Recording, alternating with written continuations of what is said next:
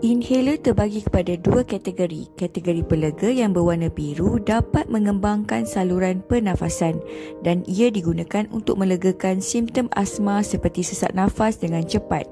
Ia digunakan bila perlu atau mengikut preskripsi doktor. Kedua, pencegah. Ia digunakan untuk mengurangkan keradangan pada saluran pernafasan dan dapat mencegah serangan asma. Ia perlu digunakan pada waktu yang sama setiap hari untuk jangka masa yang lama. Cara penggunaan inhaler. Tanggalkan penutup inhaler. Pastikan tiada benda asing dalam inhaler. Goncang inhaler secara menegak untuk 3 ke 5 kali. Bagi inhaler yang baru yang tidak digunakan untuk lebih daripada 2 minggu, goncang dan tekan untuk melepaskan dos. Sekiranya tiada ubat yang keluar dari inhaler, tekan sekali lagi untuk melepaskan satu dos.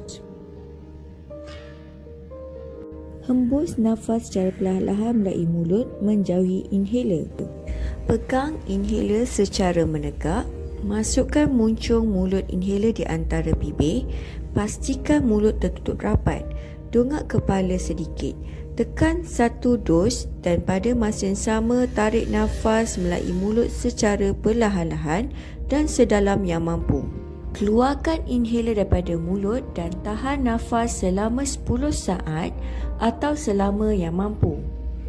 Hembus nafas secara perlahan-lahan melalui hidung menjauhi inhaler. Sekiranya dos tambahan diperlukan, tunggu selama 30 saat sebelum mengambil dos seterusnya. Ulangi langkah-langkah tadi. Selesai menggunakan inhaler, tutup semula penutup inhaler. Simpan inhaler di tempat yang selamat dan jauh daripada matahari serta panas.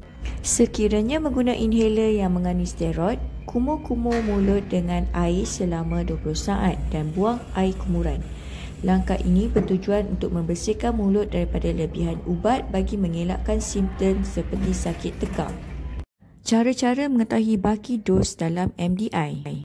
Sesetengah MDI mempunyai petunjuk baki dos dalam MDI. MDI yang tiada petunjuk, sila rekod tarikh MDI digunakan dan rekod bilangan dos yang telah diambil. Bersihkan inhaler sekurang-kurangnya seminggu sekali. Tanggalkan penutup inhaler dan keluarkan kanister. Cuci bekas plastik inhaler sahaja melalui air yang mengalir selama 30 saat. Biarkan bekas plastik kering semalaman dan jangan menggunakan kain atau tisu untuk mengeringkannya. Selepas kering, pasangkan semula kanister dan penutup inhaler. Cara penggunaan meter dos inhaler bersama chamber. Pastikan tiada benda asing atau kerosakan dalam chamber sebelum digunakan. Tanggalkan penutup inhaler, pastikan tiada benda asing dalam inhaler. Goncang inhaler secara menegak untuk 3 ke 5 kali. Masukkan muncung mulut inhaler ke bahagian belakang chamber.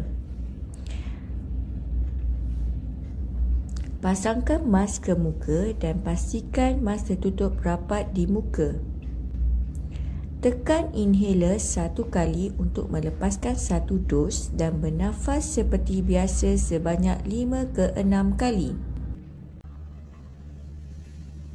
Sekiranya dos tambahan diperlukan, tunggu selama 30 saat sebelum mengambil dos seterusnya. Ulangi langkah-langkah tadi.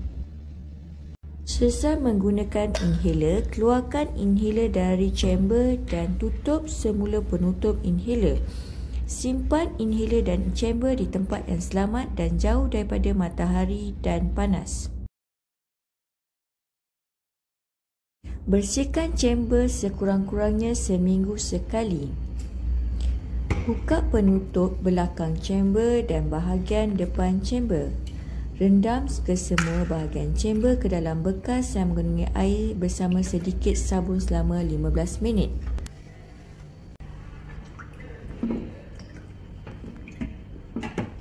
Bilas chamber dengan cara rendamkan ke dalam bekas yang berisi air yang bersih. Jangan untuk buang lebihan air. Biarkan chamber kering semalaman dalam posisi menegak dan jangan menggunakan kain atau tisu untuk mengeringkannya. Selepas kering, pasangkan semula bahagian depan dan belakang chamber.